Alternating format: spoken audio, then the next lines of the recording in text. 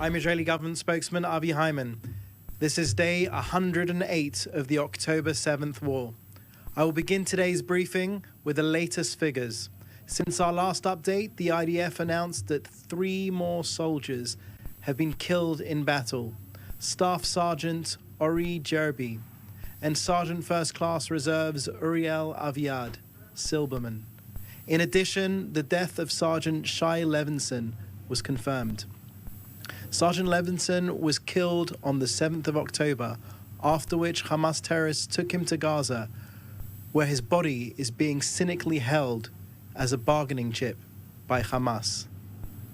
The losses of Ori, Aviad, and Shai bring the total IDF losses since October 7th up to 532. The State of Israel extends condolences to their families in their time of grief. Regarding the Israeli hostages being held in Gaza, so far we have brought 110 home, and we're working to bring them all home. This is a key goal of the war. As we've already demonstrated, continued military pressure is a necessary condition to achieving it. There are still 136 Israelis being held by Hamas in their terror dungeons, including 4 Israelis held by Hamas prior to October 7th. Of the remaining 132 abducted as part of the October 7th massacre, 113 are men, and 19 are women, and 2 are children under the age of 5. The Bibas siblings, 4-year-old Ariel and Kfir, who just turned 1. Last night, my Prime Minister reiterated his commitment to continuing the war on all fronts. Hamas's ludicrous demand that the IDF forces fully withdraw from Gaza and that we release the Hamas Nukba rapists and murderers who committed the atrocities of October 7th in exchange for the release of our hostages. And if that's not enough, we were told that we would also have to establish a Palestinian state. This would simply be capitulation to Hamas, framed as a peace deal. It only emphasizes just how important it is that we achieve a full victory in this war. There can be no path towards victory until Hamas is fully destroyed. Moving to an operational update. In Gaza, the IDF discovered a series of tunnels that it confirmed had previously held approximately 20 Israeli hostages, releasing footage of the subhuman conditions Hamas held them in. It was in one of these tunnels that the IDF found drawings sketched by a 5-year-old, Emilia Aloni. Thankfully, Emilia is now at home with her family. But it's still heartbreaking to see the drawings of a 5-year-old deep under Gaza. Pictures of houses, trees, and freedom. The IDF eliminated a number of terrorists and booby traps that they encountered. One tunnel alone was 830 meters long and about 20 meters below ground. The elaborate Hamas terror tunnel system in Gaza is larger than the London Underground and built over the past 16 years. It's been constructed at great expense to the international community and at the expense of the people of Gaza. Billions of dollars funneled into building underground tunnels. I'll remind you that Israel moved every one of our citizens out of the Gaza Strip in 2005. The people of Gaza could have created the Miami of the Middle East. Instead, they built the largest subterranean terror infrastructure on earth, deep underneath homes, mosques, schools, hospitals, and UN facilities.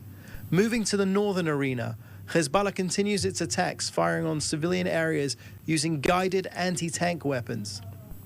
This aggression prevents tens of thousands of residents who are now displaced from returning home. In response to continued attacks, the Israeli Air Force carried out 2 series of strikes on Hezbollah infrastructure in Merkaba. Hezbollah's aggression will not be tolerated. Our message is clear. Cease your attacks immediately, or expect decisive military action. Israel's borders will be secured. Our citizens must be able to return home.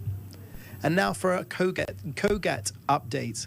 Finally, regarding the humanitarian aid going into Gaza. This morning, gov't provided a detailed briefing regarding the medical aid for the people of Gaza. I'll share a few of the key facts and figures for your reference. Israel, from the beginning of the war, made it clear that this is a war against Hamas, not the people of Gaza. Israel has seen to it that the people of Gaza receive the medical supplies that they need, facilitating delivery of over 1,100 trucks carrying over 13,000 tons of medical supplies. Enough polio and rubella vaccines have been delivered to cover 2.5 million people. Israel has coordinated the evacuation of 1,000 people to receive life-saving medical treatment in countries such as the United Arab Emirates, Egypt, and Turkey. Israel has promoted the establishment of field hospitals in the Strip. Currently, there are 6 active field hospitals, and we're working with international partners to increase that number. These hospitals provide an additional 550 beds in addition to the 12 existing permanent Gazan hospitals. Thank you, and I'll take your questions.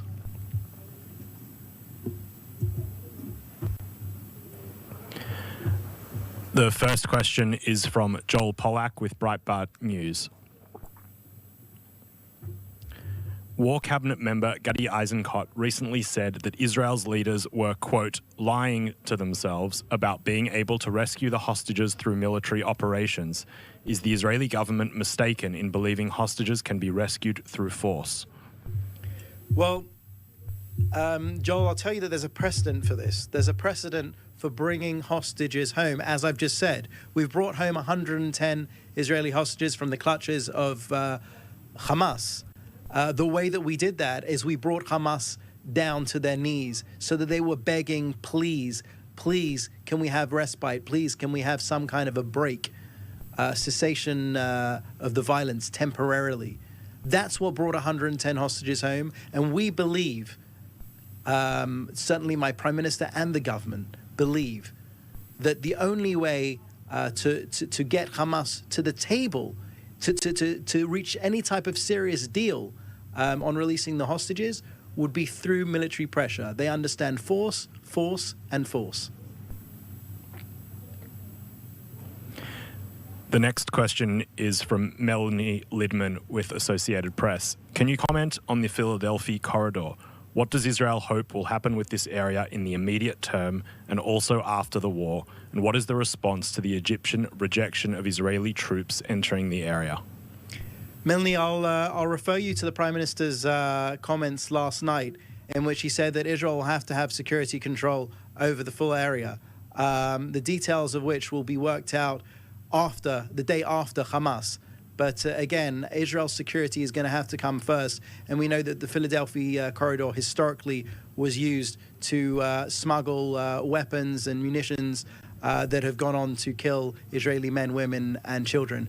And we cannot allow a situation by which Hamas or any other extremists can endanger Israeli children as they sleep in their beds at night.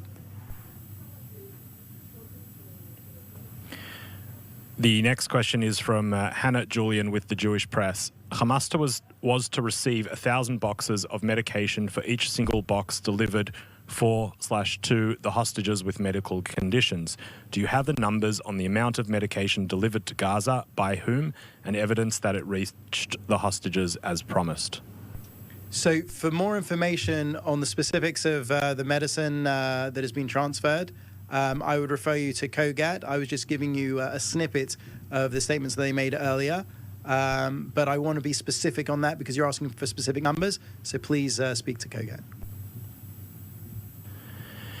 The next question is from David Isaac with JNS. Does the PMO have a comment on the astonishing Hamas report released on Sunday that it did not harm women, children, and the elderly on October 7?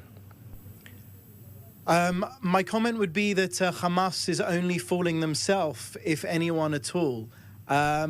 We didn't start this war. We didn't want this war, but we will win this war. And what we saw on October 7th was, in the words of the German Chancellor, a new type of Nazi.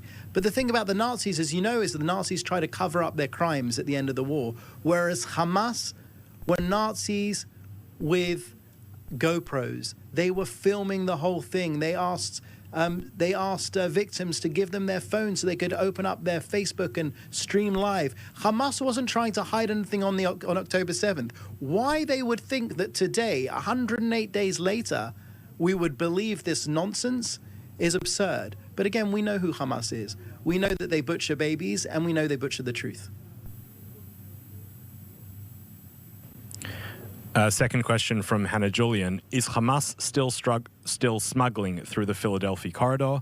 And has the IDF managed to block those tunnels yet? I think you can appreciate that I'm not going to speak directly to operational activities. And if you want an answer to that question, it's the IDF. All right, thank you very much for your time. I appreciate it. And we'll be back again same time tomorrow. Thank you.